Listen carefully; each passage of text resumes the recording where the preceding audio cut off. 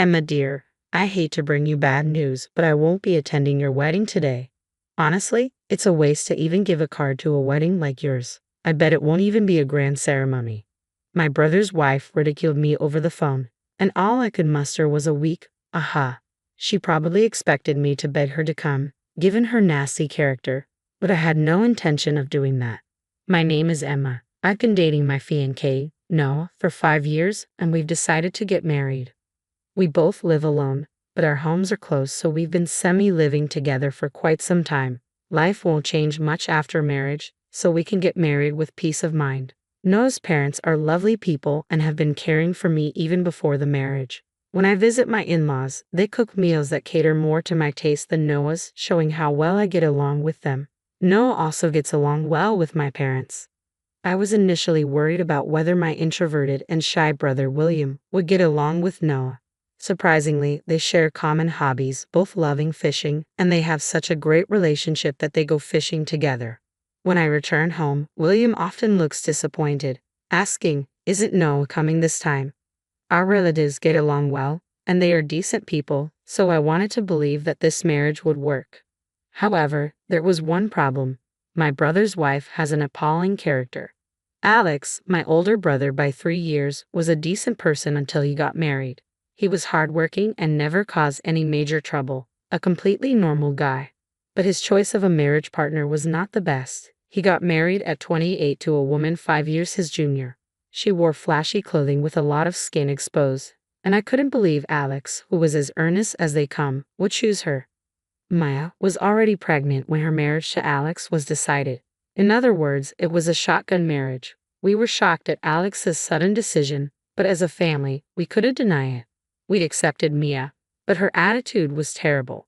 When she came to our family home and my mother served her a meal, Maya would say, "I'm a picky eater and can't do vegetables," and wouldn't eat half of it. Being mean, she would point and laugh at me. "Emma, you're super plain. There's no way you're getting married with that look." At first, Alex admonished Mia, but after a while, it seemed like he gave up.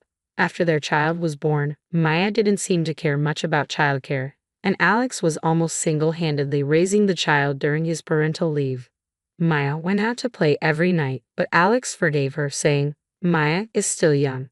From my perspective, I couldn't understand why Alex could tolerate such a lifestyle, but Alex always smiled peacefully and said, "As long as the child is happy, that's all that matters." When the child of Alex and Maya turned 5, Noah and I decided to get married. My parents were obviously thrilled, but I dreaded reporting the news to my brother and his wife.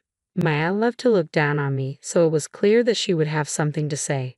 Steeling myself, I called Alex, who genuinely congratulated me on my marriage. After hanging up the phone, Alex must have reported my marriage to Mia immediately. I received a mocking text from Mia. "It's good that you're not getting dumped after dating for such a long time. You're already 30, an old maid, so you'd be seriously in trouble if you didn't get married now. You're lucky to find a buyer before your sell-by date."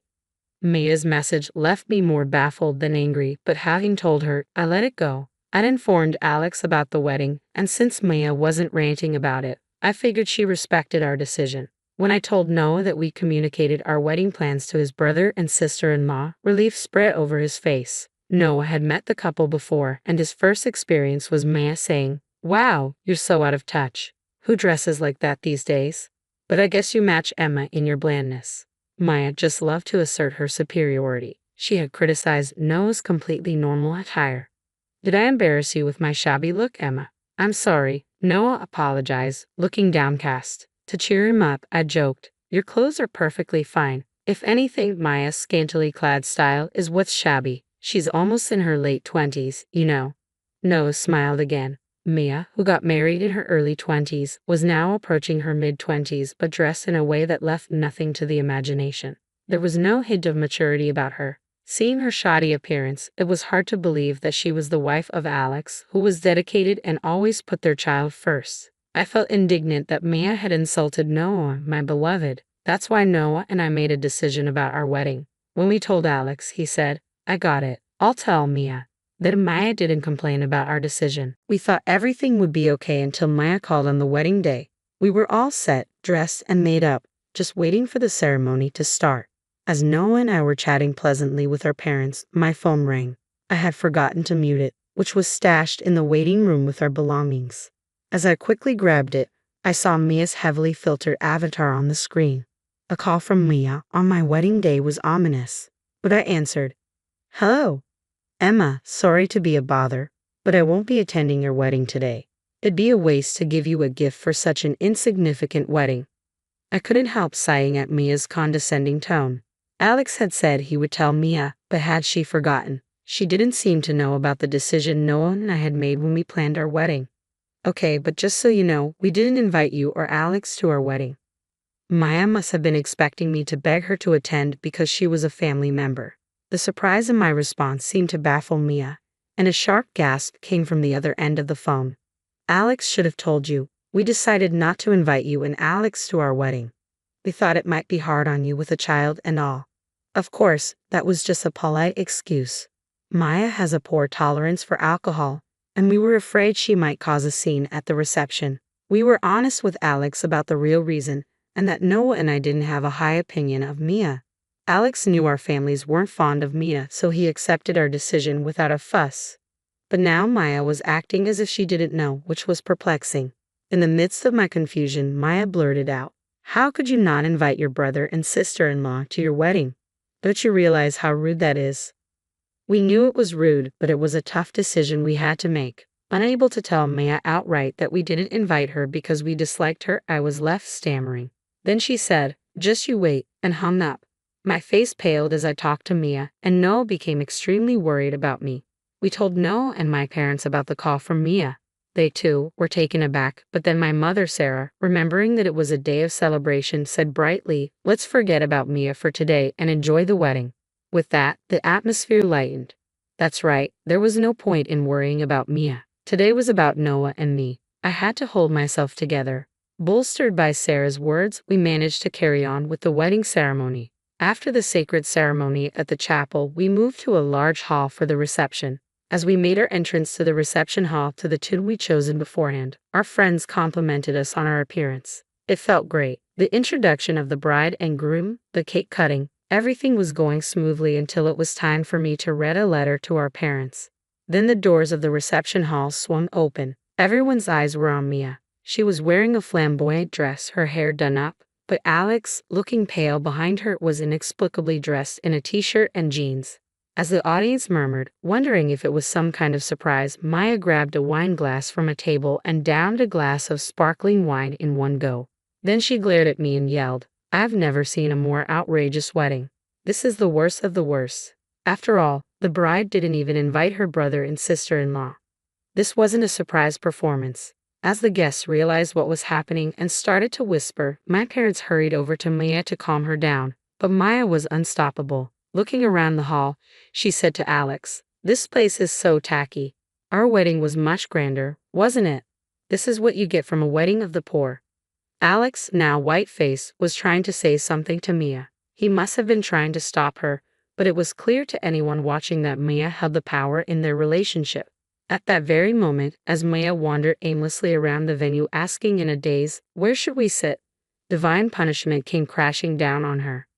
The absolute worst of the worst, that would be you, wouldn't it? A guest of Noah's stood up and spoke to Mia, his voice calm yet resonating. "Ha!" Maya said, turning toward the voice, her eyes widened. The middle-aged man who had stood up bowed his head in apology to the onlookers. "The overdressed woman, that's one of my employees. I'm terribly sorry she's ruined your ceremony." Noah, sitting next to me, voiced his surprise. All I knew about this man was that he was a fishing buddy of Noah's.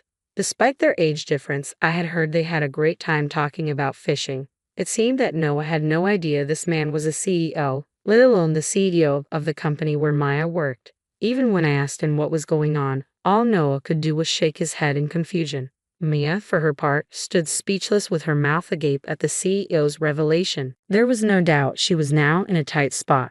The CEO then dealt Mia the final blow. "By the way, who was the man you brought along today? The one you claimed to be your husband the other day. Who's this, or do you have multiple husbands?"